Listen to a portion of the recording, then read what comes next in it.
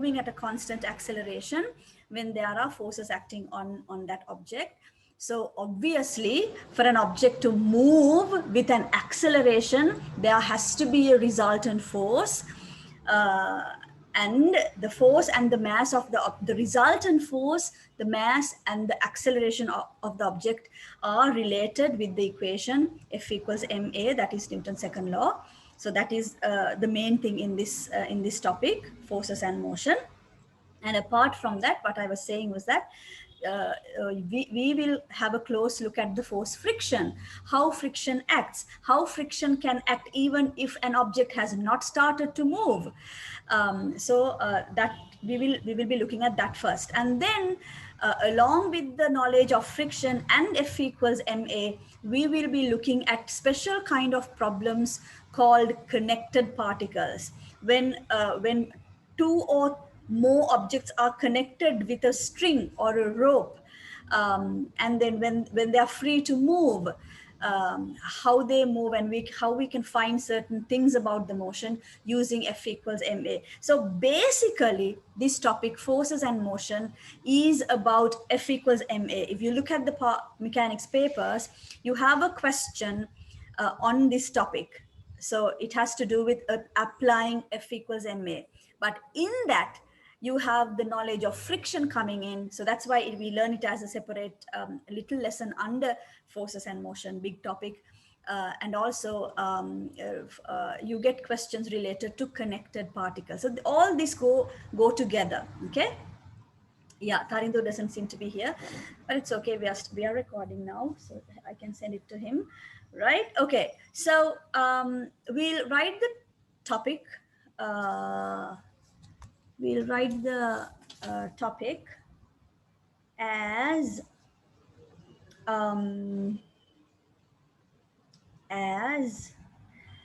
your syllabus has this topic as Newton's laws of motion. I think you can put the same topic, or I usually call it forces and motion. Earlier it was forces in equilibrium. Now we are looking at objects where there are forces acting on the object, but the forces are not balanced. So there will be a resultant force, and when there is a resultant force, your object will start to accelerate. So it's about accelerating objects, and this acceleration is uniform, constant. So what topic do you prefer? I'm going to write forces and motion. Okay, so on a new page, you put your big topic, forces and motion. Under this, you're going to have a couple of topics that come in your textbook: friction and connected particles. Okay, both these come under forces and motion. It's about Newton's second law, application of Newton's second law. So put that big topic, forces and motion, forces and motion. So as opposed to our previous topic, which was forces in equilibrium, now we have forces and motion, right? Forces and motion.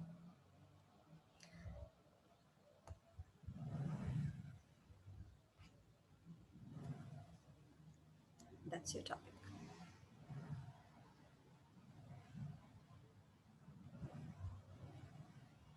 Okay.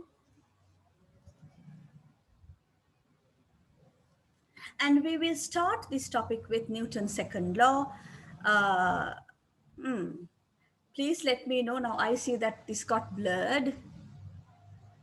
Please let me know if anything goes wrong with regard to my voice or the video or the document, anything. Okay. So as I have told you previously once, you will not be asked to state these laws.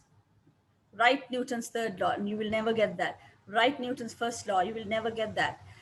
It's all about understanding what these laws are saying and then applying it in a given problem. Okay, so if you remember, we wrote Newton's first law under forces in equilibrium. Do you remember that? And the way I gave the Newton's first law to you was different to, I think, how you usually memorize it like a prayer. So basically, if I quickly recall what Newton's first law tells you, it says that it tells you a relationship between the resultant force and the motion of an object. If you know that the resultant force is zero, you can surely say that the object has to be at rest, or if it is moving, it has to be moving at a constant velocity. Okay, that is if the resultant force is zero. If it is not zero, you can definitely say the object must be so if it is not zero, and but if it is a constant resultant force, then the object would accelerate at a constant rate, okay, uniform acceleration, and vice versa. So you can look at the resultant force and talk about its motion, and vice versa. You can look at the motion of the object and predict what the resultant force. You can say things about the resultant force. So if you see an object that is not moving, you can say, the resultant force is zero. If you see an object that is moving at a constant velocity, you can say, the resultant force is zero. If you see an object that is moving at a constant acceleration, you know that resultant force is not zero. The forces are unbalanced. They are raised resultant force. Okay, so that's the idea. That's Newton's first law. Then Newton's second law, which is what we are going to write now. Newton's second law. We are not going to write it. It's just F equals ma. But just for completion, we will nicely write it and we will highlight it and decorate it and do all those things that we do. So Newton's second law gives you the relationship between the resultant force and acceleration when you know that something is accelerating. Okay, so if an object, oh, you can't see what I'm writing, right? It will start to appear in a little while. You can start, I'm reading, I'm dictating it so you can write. If an object of mass m, if an object of mass m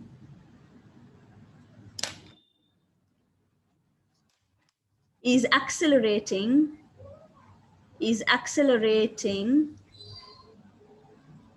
at a uniform acceleration, of a,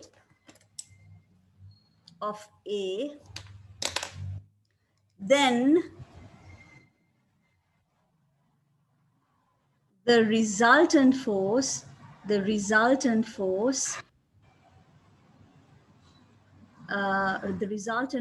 F, capital F, acting on it is given by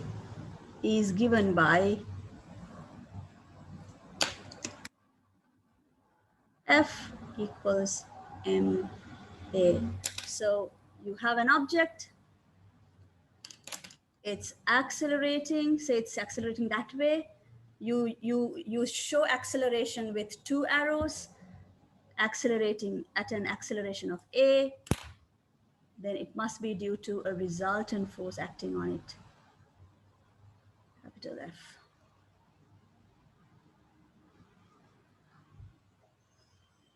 So the resultant force is given by F equals ma.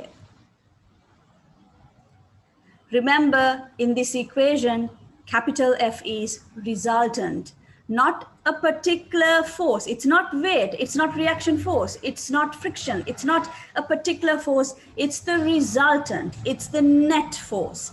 Capital F here stands for the net force, resultant force, right?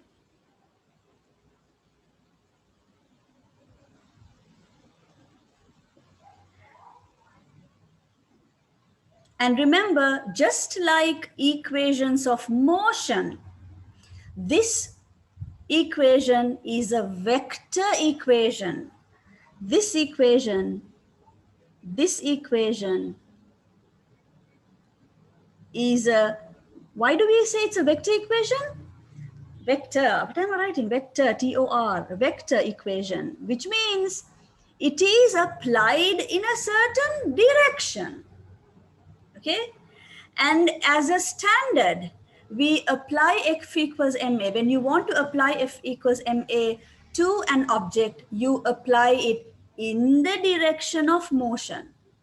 Okay, um, you apply it in the direction of motion. I will discuss what happens to F and A depending on what if it is decelerating, then your resultant force is in the opposite direction to the motion. We will come to those different types of problems, but for now you remember that, not remember, it makes sense, right? If something is moving in a certain direction, you would apply F equals ma in that direction. Okay, this equation is a vector equation. You know what that means. It has to be applied in a certain direction.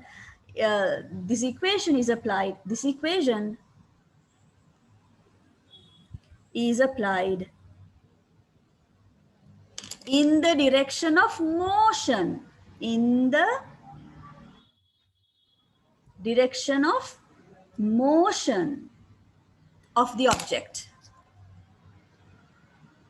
Of the object.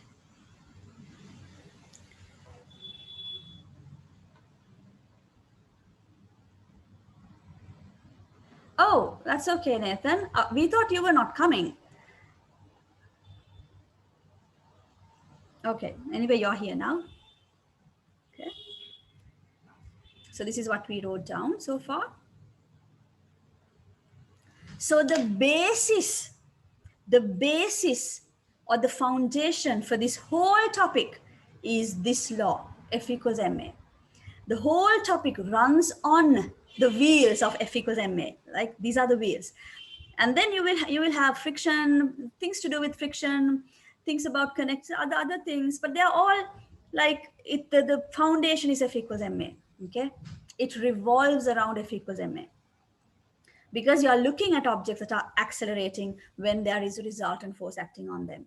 So it's all about F and A. It's F and A, resultant force and acceleration. F and A, it's all about that. Right. Now, so before we start applying this into different problems of moving objects, we have to learn about this special force called friction. So we are going to a new topic. So it comes under forces and motion. Uh, I'm putting it as a subtopic. So we'll start a topic, subtopic, friction. Okay. Sorry about that. Friction. Because this is a force that we can't escape from when it comes to real life, real problems. If you have an object moving on a surface, there will be friction. But in some problems, you will be told that the flow is smooth. That is to say that ignore friction. There is no friction. But if they say that the flow or the ground or the slope or the whatever the thing on which your object is moving, if they say it is rough, that what they're saying indirectly is that there is friction. So if a surface is smooth, if they use the word smooth, you have to know that there is no friction. If they say it is rough, or if they don't say anything, okay, then you have to consider that there is friction. So when there is friction, you have to know how it acts and everything about friction and how to calculate it. There is a formula to calculate it. So Miss, this is a subtopic, right? it's a not it's subtopic. It's under forces and motion, subtopic, just like Newton's second law. Newton's second law is like the basis for this it's the basis. Okay, so that's why I gave it in the beginning itself. Now it's like we've covered it. So this whole topic is about applying this equation, applying this formula. But before coming to that, we have to cover friction, because all your problems will have friction involved in them. So we have to do friction before we look at problems where we apply F equals ma. So friction is the first subtopic under forces and motion. Clear, Malit? Yeah, miss, clear. Okay. Right. Now, you might be thinking, what is there to learn about friction? Friction is friction. We know if an object is like moving on something, that is friction, and friction acts in the opposite direction to the motion. Blah, blah, blah, right? I mean, you've heard about this so many times for so long. What is there to learn new about this force? Um, right. So we will see what is there. What is there, okay?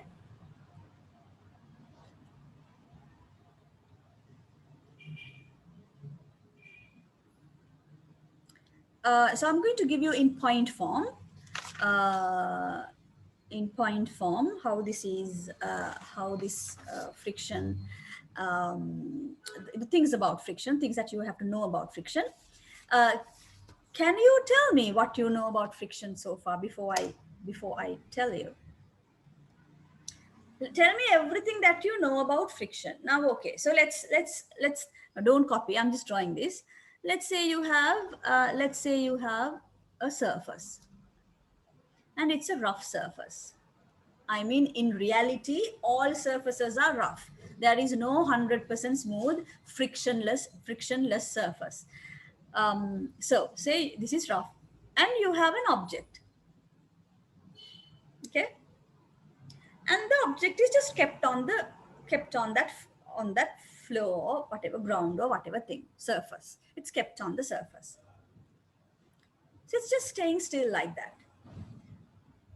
Uh, is there friction acting on it? Acting on this object, now my object of interest is this object. I'm talking about that. If you think of the forces acting on it, is there friction acting on it? It's on a rough surface. No. Okay, Malik, does anyone think that there is some friction acting on it? Okay, Hatfi also says no, because it's in equilibrium. Uh, is it because it's in equilibrium? Okay, how do you know that there is no friction? How did you come to the conclusion that there is no friction acting on this? When does friction act? So let me give you a different question. When does friction act? In what scenarios does friction act? What needs to happen to this object in order for friction to act on it? Hatvi is saying now there is no friction because it's not moving. Okay, so no friction. Uh, why? Because it's not moving. That's what Hatvi says. Sasinda says when two surfaces are sliding. You mean friction acts when two surfaces are sliding. So since it is this object is not sliding over the surface, no friction. So because because this means since no motion. Okay, no motion. Okay, let me say like that. Now this is what you're saying. Okay, right. Suppose now, so no motion, no friction. That's what you're saying. Suppose now I apply a little bit of a force here. I'm trying to pull it to a side. Say I pull it with. Now let me mark the forces acting on it. You have the weight acting on it, and you have the normal reaction acting on it. Weight and normal reaction, and you know that W and R are equal, right? In this scenario, they are equal. Vertical equilibrium, upward forces equal downward forces, W equals R. Fine. Now, in the first case, when it was not moving, you said, since it is not moving, no friction. Now, my second scenario, I'm drawing on the same, no, let me draw it again. Otherwise, it will be confusing. I'm drawing it again. Now, I apply a little bit of force on it. 5 newtons force I'm applying, but it is not moving. Okay, so here not moving. I had given you it is at rest. Here also not moving, but I'm pushing it or pulling it, whatever. You have W, you have R. It's still not moving.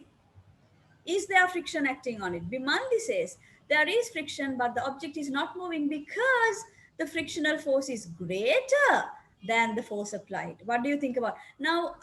Please, when you talk to me, on the chat. Put your message to everyone. Don't send it privately. Now, Hatfi is asking everyone, write your messages to everyone so that everyone can see. We are discussing about this, right? Otherwise, I have to say it out loud, I read it out loud, and then others would not remember it again. Now I can always look at it to remind myself what you said. So let me copy that and put it to everyone. Vivandi is saying something important here. This is what Bimandi said. Okay. What do you think about what she's saying?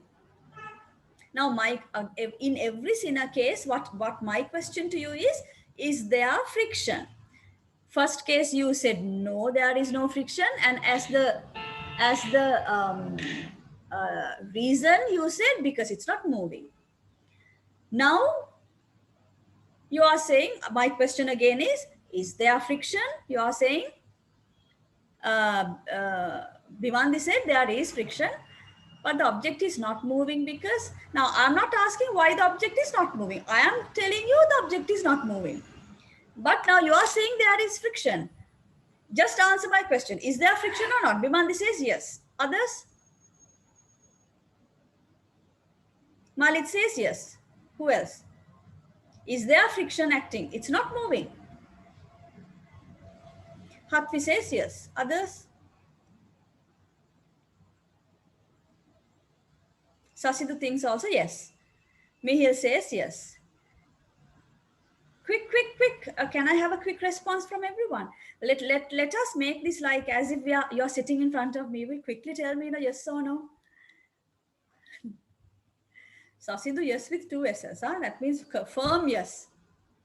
Quick, others.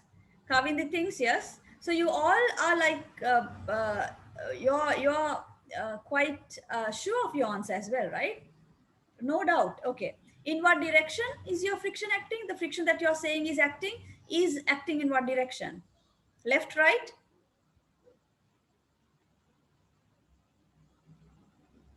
Left. So this way, I should mark it actually here and in the between the surfaces. I'm sorry that there is a delay in the IV cam. I'm drawing, but you can't see it. Uh, by any chance, do you happen to know the size of that friction?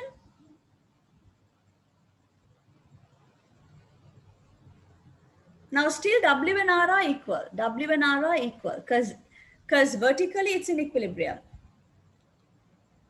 By any chance, now you're all saying there is friction and it is acting to the left. By any chance, do you know how much the friction is? What's the size of friction? Are you able to say or are you not able to say?